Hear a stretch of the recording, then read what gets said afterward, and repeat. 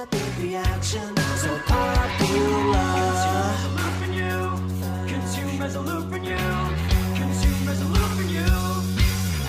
Be yourself, no one else. It's a stuffy like you mean it. Be yourself, no one else. But you don't. Ready? Rafael Benitez. Rafa Benitez. Ready? Oh shit. We're on. For fuck's sake, man. Hi everybody. Hello, and welcome to the alleyway. the All With Smiling Faces podcast. So, As you can see, Decker's lost a lot of weight. yeah, Decker's at a Tory convention again. Yes. First of the month. Off to Happens every Blackpool. Blackpool Illuminations, Tory style. Took electricity off the local houses, so the poor can't even... They always go to Blackpool for the... Is it Blackpool? Have I made that up? The Blackpool for the, like... I thought you just made it up, mate. The I didn't party think it was a serious broadcasting. thing. They used to go to Brighton or Bournemouth or something. Where? Brighton or Bournemouth. Where? Bournemouth. Bournemouth. Because isn't that not where Maggie Thatcher got blown up in a hotel by the IRA? One of them, anyway. What, did they go there to remember that? Probably not. I think that's where Labour have theirs now to like have a celebration. So, shall we just dive in, mate? Dive in. Two-footed. Balls deep in the 3-0 defeat. Oh, Even rhymes. I'm like that poet. it sounds awful when you say it out loud, doesn't it? So I wasn't there. Shit, fan. So it's up The boycott's next week, man. Yeah, I just You got your weeks mixed Does up. that work? It's a really good thing I didn't go because it didn't sound too good. Well, in fact, I watched it. Well, I think it was a tale of two halves, Christopher. Was it? It was. So, like, in all honesty, they did have probably substantially more talent than we did. I guess the quality told in the end, but first half we weren't that bad, really. I missed the first 11 minutes in solidarity with our previous guests from the Magpie group. So all four of them. So it was just me. Right, let's get on to it, right? The 11th minute. I was watching at work, right? The camera was obviously facing dugout. Yeah. So Milburn Way. Yeah. That looked full. So, obviously I came in and it did look pretty full. But when I watched it back on Match of the Day, yesterday, what day is that? Yesterday. I think at the start of the game, when the camera was panning around the crowds, there did look like there was pockets of space, like particularly in the East Stand and the Gallagher and in the Leazers.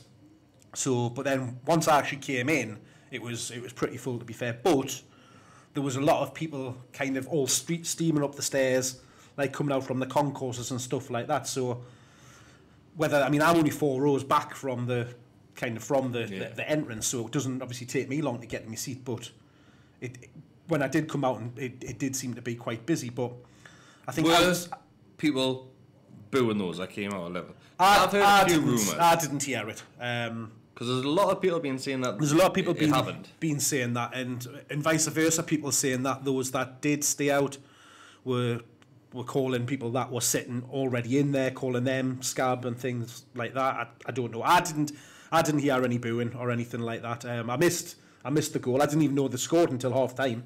Shut up. No, I didn't. I didn't realise they'd scored until half time. So, top shit housery by Mike Ashley. Telly's off. Well, that was that was the thing. So, like, I think it was probably about maybe 8 or 9 minutes we walked in to like go in, and obviously there was no queues or anything. So straight in, walked in and looked at the tellies off, black screens. So you'd obviously done it to try and... Were the tellies back on at half time? Absolutely. Were they? Yeah. Because I thought maybe it's just one of those things. No. Maybe it's just bad time. You could understand it if it was maybe one television that was off, but literally in the entire Gallagher end, every single television was turned off. And as it then turns out from looking on Twitter and stuff like that, everyone in the ground every was. TV in the ground was turned off. So, did they turn it off in 9 bar? They'd obviously, lads, you can't watch the first 11 minutes. It's off. But yeah, it obviously been an intentional thing to try and stop people gathering in the concourses to watch the first 11 minutes instead of going up to the seats. So As much as I hate him, that's top work, that isn't it? I would never have thought about that. Whether I don't know whether or not they come out and say that it's maybe something to do with maybe it's health and safety or something like that they didn't want large numbers kind of congregating in those areas, because there would have obviously not everybody that goes into the ground would fit in those areas. But then it's before kick-off, it's like that? Aye, but obviously you haven't got 50,000 people trying to squeeze into Do you honestly 3-4 metres wide. I don't think Mike Ashley's made this decision, right? I think it's way below him, right? Do they honestly think that 50,000 people are going to be in the concourse? Because us as fans, I think we could think it's going to be a few thousand. Well, I think that the idea was that obviously, because before the game, all of the lads were standing outside of the club shops having a protest and stuff like that, and it's good to see Dan's upgraded from his loud hailer. He's now got a PA machine. So he's going up in the world now. Megaphones being put to one side. Megaphones gone. We're into the 21st century now. Mike, we've got a PA system.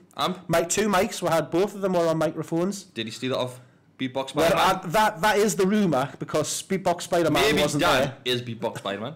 I've never seen them both in the same place. Me neither. So seen that, I've never seen you beatbox. I have. I'm lying. You have. Yeah. So, outside before the game, whether they thought more people would stay outside and protest kind of for that 11 minutes rather than kind of going into the ground and then not going and taking the seats. But even, I mean, when I got up, I went up past the ground kind of a good hour and a half before kick-off, and by that point there was already loads and loads of people like kind of going into the ground and going up the stairs and that. I mean, I don't understand what people are doing for that length of time. Yeah, I never understand ground, how people go and stand in the ground for like an hour before kick-off. Yeah. So, but there was, and even come 3, because we waited until quite late to actually walk up from the ground so we went to Who's we? Stow Street. Says everyone would normally go to the ground with? Yeah. All right. So we walked up kind of a little bit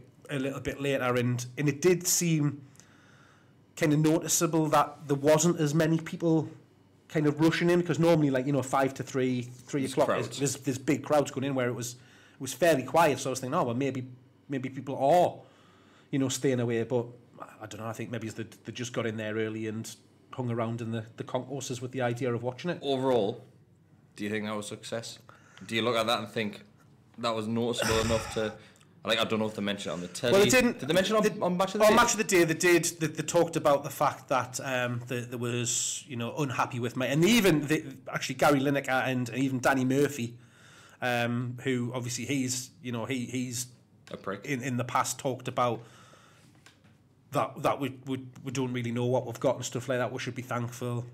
Jermaine Jenness, he was the other guest on there as well, but all three of them my mate Jermaine. Yeah, all three of them were in agreement that we're hard done by Mike, and he needs to spend some money basically, and they talked quite a lot about that. So they did mention it. They didn't specifically call out the fact that there was an 11-minute kind of walk-in. They just said that there was, protests from the. There was an 11-minute walkout at the end. There was well, to be fair, there was people walking out well before 11 minutes. So I mean, but if you could have taken that last 11 minutes and had that as the first 11, then 100% you would have said there's been a big success. This was the thing. A lot of people, and we were in agreement, but if I had been going to the game, I would have done exactly the same. I wouldn't have been there 11 minutes. A lot of people turned around saying, I'm going to stay to support the team, blah, blah, blah. But apparently the atmosphere on Saturday was dire. Yeah. Shocking. Yeah. And I get it. If you want to go into the ground and support the team, do it. Don't just go there and sit on your arse and complain and boo substitutions and boo the lads off the pitch at the end. That's not supporting them. No, that's the big thing that constantly does my head in. And I admit that any time Perez fucks up and does something, I'll have a groan. So I can't say that I sit there and 100% back them all the time, because there's moments of frustration from me. Of course. But I try my best to get an atmosphere going through that game. And fair play to the lads up in the in the singing section and the corner. They were going. But I did notice on Match of the Day, I think it was Richie had a chance early on. Must have been in the first couple of minutes, which obviously I didn't know anything about. And in the background, you can actually hear singing coming from from the Gallagher end, which I'm assuming was from the singing area. And it was a continuation of obviously the song that everybody's been singing in the past week from Burnley. So and that was kind of ongoing through the game, even when we got into the second half and things were poor. First chance of the game came from Manquillo, put a great ball in for Richie. Richie went the wrong side of the keeper. Richie was waiting for the ball to hit his head at the back stick, didn't he? Yeah. So Richie didn't really attack the ball. He waited for the ball to hit his head. Yeah. Keeper just came and picked it up. That was the first chance. Perhaps the chance just came a little bit too early for him. Really, that kind of wasn't up to the speed of the game. And then I think Perez had a chance as well after that. So I'm not sure. I think they might have scored first before. Yeah, they scored first. Hernandez scored. It's some of the worst defending I've seen, and the lads at the back have been absolutely class over the last few weeks. Saturday, it was pretty poor at times. So even when they didn't score, the movement from Arnautovic and Hernandez Anderson was fantastic. Absolutely unbelievable. I mean, it shows you what 35-40 million pound can buy you, because he was absolutely a cut above anybody that was on that pitch. But those front three were an absolute nightmare, because from their movement, they were continuously running between the defenders, splitting them, going and just standing in between them. So that kind of looking at Shaw and Fernandez, they just didn't really seem to know who they should be picking up, because they were moving around that much. That I think that was a problem. It was constantly the ball got whipped in from the right hand side, and I think Shaw got sucked in. Yeah, so I think he was originally marking Hernandez. So then Hernandez looked over his shoulder, and he thought, "I'm marking him." And Arnautovic was left side with Fernandez, and Chicharito was over on the left side. But then Chicharito made a run towards the front post, and Arnautovic went back. So then they then crossed over. But then Arnautovic then came back, so Cher came with him, which and then Fernandez looked. So they were both actually marking the same player, which then meant Hernandez could just go in, swing back in behind him. The ball was delivered perfectly, just landed on his foot. Yeah. Dubravka, I've saw people criticise him for that goal. He couldn't have done anything for being point blank like that. He couldn't have done much with the speed that. It was just it was the movement of the front two that absolutely, just wiped us up. Straight after that goal, which was on 11th minute. Apparently, Perez had a chance. Yeah. That ball got delivered. He was free for a header. Absolutely, honestly, he needs to start taking his chances. He had a handful in that game, and he's so weak that you could go on and on and on, and it's hard. It's really hard to defend him. It's really it's fucking not hard to defend him if you're on the pitch, but it's hard if you defend him right here. He's the most frustrating player I've seen, because you can see it at times he will graft, and I know a lot of the time he looks like he's working, but sometimes he actually does run back and nicks the ball. But I don't know. There was times in that game he was just falling over, getting pushed off the ball. The chances were falling at his feet, at his head, and he's just scuffing every single one. Fair enough, confidence might be low, but you've got to take them chances. It's like I said the other week, when obviously he did score the winner. That game should have been a defining moment from him. That when he scored, his reaction said it all to me. And I know I talked about the celebration, sticking his fingers in his ear. He was dropped for a reason in that game, and it was the reason he was dropped is because he just hadn't been good enough. Mm-hmm. He's then got back into the team only because Muto picked up an injury. Yeah. There's nobody out there that can tell me that if Muto was still fit, Perez would be in that team. There surely cannot be anybody that's of that opinion. So that had to be a defining moment for him in his season so far, to look at that and say, right, I really need to get my finger out here. I've had a reaction from the fans. They're unhappy. We've gave him chance after chance after chance. He gets chance after chance, and he just doesn't take it. That's when he needs to be knuckling down and trying his best to try and get in there and put performances in, and he hasn't. Nothing's changed. Nothing's improved. Having said that, he wasn't the only one. Rondon missed a handful of chances. Rondon's chances were a lot harder than Perez, and a lot of his chances he made them himself. I mean, there's one with Rondon where I think if he'd thrown himself at it with his head, he would have scored, but he tried to kind of stretch it on, and even the commentators picked up on it on Match of the Day, saying that what happened to the art of the diving header, and you'd think he would be the type of player that would get in there, stick the head in, and really dive forward to get one, try and get it in, but they just. I think where it went wrong for us was that they had a much more of a work effort. Every single ball, every time the ball broke, they were chasing it down, looking to get it back. When we had the ball, if we were in possession, they weren't letting us take any time at all. They were straight on top of us. Harry and were trying to win the ball back. I've never seen us do that at any time. I don't think it was a case of us playing badly to a certain extent, because the chances were there. Yeah, first half we had more shots. We didn't play badly at all. However, they were much more threatening.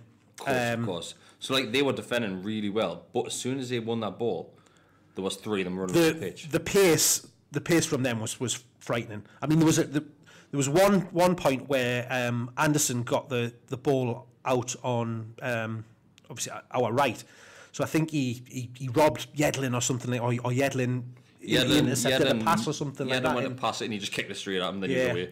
And Yedlin doesn't get left behind, at all. But he was left standing, and you don't see people running away from Yedlin like that. So, but every time that was their entire game plan, and I saw people criticising maybe the formation and stuff like that at the start of the game, saying why is Benitez changed a winning team, and I honestly think it was because he knew what we were going to be in for, and he wanted to have a bit of a stronger back line so that we could counteract the fact that they had those three up front that were going to be trying to hit us on the break and trying to do it. Start to finish, absolute handful. The movement, the pace, the speed. It's everything that you want in a counter-attacking football if team. If they could finish the chances better, they could have been 4-5 up in the first half. Likewise, we both had very good chances to score goal. Hernandez had probably 2 or 3 chances before he then got his second. I think the third goal, he had an almost identical chance, a few minutes earlier, where he tried to stick it between Dubravka's legs then, and he saved it.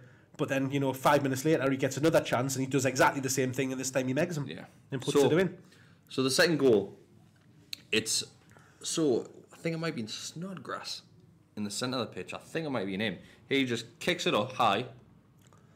It's just a long ball. Then it gets headed on, in goal. Yeah. That goal came from nothing. Absolutely nothing. But once again, it just seemed like Hernandez was sat on the back. Again, got in between the two defenders. In his pace, when he got it, there's no way they can turn around and catch that. I mean, we were talking before the game, saying that the way that the weather was, it was freezing cold, it was pissing it down. You think we were saying, Hernandez might not fancy this in this weather, and you wrong, didn't he? And Arnautovic the same. I like him, I do. I think he's a very, very good player. And I know Hernandez came in for a lot of criticism this season, but with his pace and his movement, he's going to get goals, and he always seems to get them against us. It was just one of those games. Were you shocked that Clark wasn't involved? Obviously being captain. No, I think, as I say, I think the fact that with I think the change of formation, as I say, was to try and counteract the threat of them on the break and the pace that they had. Ultimately, it didn't work. Now, I'm one that has criticised Manquillo, and I'll continue because I don't think he's a very good defender. he didn't have that bad of a game. No, he didn't. He put a couple of balls in the box, which were great balls. There was a couple balls. of excellent ones that he whipped in. There was one second half that he when he played, I think we played Atsu in. When Atsu were through, there was one where he played it in for Rondon, which was the chance that Rondon kind of hit it back across the goal, and it just arrived at Diarmi, and Diarmi didn't have any chance to really react to it. He just kind of got a foot on it, stretched and it went straight out. And again, the crowd massively got back on Diarmi's back for that. Couldn't have done anything with that. Another thing. People saying he should be doing better. He had a bad touch, but he was full stretch. Like, he couldn't. You can't control that, man. It was that quick, that fast, and it was on him before he really had a chance to react. He was just shocked in it, kind of thing. But we continued to get into those positions. We had chances right up, and I mean, Atsu came on very, very early in the second half, which took a bit by surprise. Richie went off. Do you think that was because of the booking? Probably. He's missed the Burnley game, so the Everton game. He's not going to be. Yeah, so he's picked up five bookings, so he's suspended for Wednesday night. But I just don't think it was his. His day. I think it was. Do you not think it was a bad day at the office, like from start to finish? I thought Key had a good game. Key played well. Kennedy's hit and miss. He tries and he tries. Kennedy had a poor game again. Yedlin was poor. I think some of the things I've seen about him were quite harsh. Going forward, he was good. What you've got, I think, he's up against somebody that is a £40 million. Anderson, he's played out of his skin. It was a tough day at the office, but it wasn't like he was shocking. He just had a lot more defending to do than he's had to do, in the recent past. Did you think the scoreline flattered them a lot? Absolutely, yeah. So I think because a neutral watching that would have probably enjoyed that game because it was end to end from start to finish. It could have, as I say, first half we probably just about squeezed the better out of that. I don't think we deserved to go behind.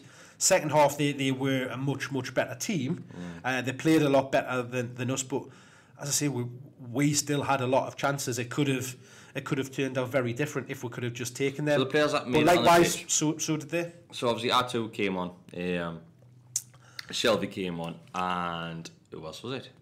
Joslu came on. So Shelby coming on for me is where the game went massively flat for us. He's trying too hard. I don't know what it was, but as soon as he came on the pitch, we just lost a lot of our impetus to get forward. It reverted to as soon as we picked up the ball in midfield or picked it up in defence, the ball just went straight to Shelby, and it stopped. Diarmi and Key stopped playing their game when he came on. There's one ball that Shelby done. He was just off centre of the middle of the pitch, and he was putting it out to the left, say like my way Manquillo would be standing, or Kennedy, who was on the left, and it was such a short pass, but he played it in up over, so it was obviously off the ground. Yeah. And they're right back. And it was in the air for ages. Well, there was a lot of times where he had players free right next to him, just to give a nice simple pass to. But rather than doing that, he was pinging it. We just slowed down so much when he got on. Everything was going sideways, across into him, and then hit. Someone sent a question later on. We'll answer later on, but we'll briefly touch on it now. Saying, does Shelby walk back in that team on Wednesday? Not a chance, because I don't think he done much wrong in that game.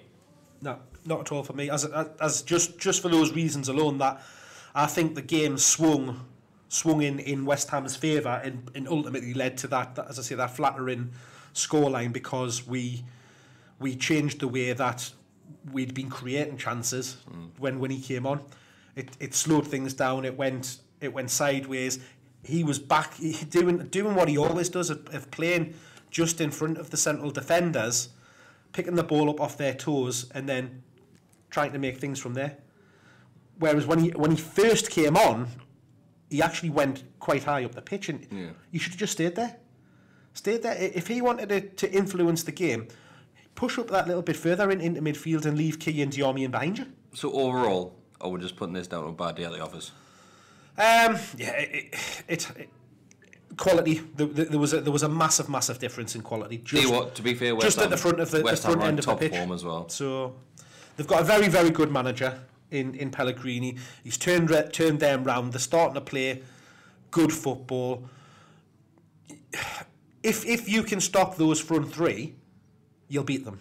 Yeah. That's all they've got. Just seemed like every one of their players upped the game, didn't it? Yeah. But midfield in defence, they didn't really do anything. Yeah. They just the idea was is you get that ball forward as fast as you possibly can to those three players so that we hit them on the break. Defence was similar to the Brighton game, where we're having the chances and they were sliding last ditch challenges. Yeah, there was a when we few. were getting the shots, and there was a few of them again. Good, their keeper pulled off a good few saves as well, but it's just one of those things where they, as I say, they took their chances. We didn't. It could have quite easily been, you know, a 5-6 each draw with the chances and stuff like that. But it could have turned into a game like Arsenal Spurs, couldn't it? Well, that's. I mean, you go back to, you know, that first couple of minutes. Had Richie put that chance away in the first minute, yeah. What's to say what would have happened in there, you know? You know, people talking about the 11 minutes, the flat atmosphere. Did that play into their hands? I can't say because I wasn't there to kind of witness it and stuff like that. But I don't know, and that's why I've always been, you know, around like protests and stuff like that. I've always been of the opinion that I don't really want it to affect the team, because that's why I'd rather do things like staying in kind of after the game and protesting, or, you know, do things when I don't know, when the team aren't on the pitch, so that that we are giving them that support all the time. I'm the other side. I don't think that affects players, like, at all. I don't think it does. Well, Benitez mentioned something in his press conference around the atmosphere and that at the start of the match, and whether it might have affected him. And there's been conflicting kind of stories around it, saying that he said that you would have to ask the players whether it affected them. Some saying that he said that it wouldn't affect the players and stuff. So I'm not 100% sure. One of those quotes came from Clemens, mind. Well, it was. So I think we know which one we believe. Well, I've seen a few different ones. I think everyone originated from Clemens, though. Remember when he got Rafa talking about signing Perez in a press conference? Everyone believes everything he says. So I don't know. It's just, there's not much we can do about it. The frustrating thing is that, you know, it suddenly woke up all of those the anti Rafa squad. The back out from the woodwork when they've been quiet. Oh, they made an appearance, have they? The last few weeks, yeah. So, evening, Paul. So, shall we call this one? Yeah, let's put it down. Put it down to bad luck. Bad day at the office. We'll move on to the next one. Everton coming up. Got a chance to put things right very, very early against Everton in the week. Jordan Pickford's little T-Rex arms. Yeah. So, and then into Wolves at the weekend after that. An interesting few days ahead. Right, so thank you for watching. Thanks for listening if you're watching on iTunes. We're back to the Depressed podcast. Subscribe to the channel, like the video, watch the other videos. You've got Emil with his player ratings. He's had a haircut this week. Has he? Yes. No, I think that was my photoshopping. Was it? He cut the top of his head off? Yeah, I think so. You've got Aaron with his FIFA videos, and he's chipping in with a few more videos. So, check Aaron them all came out out on the beer with one Saturday. He did. He was going to try and come on night, but he had to get the metro. You know what we're like recording. Right, everybody. Thank you. Cheers. Good night.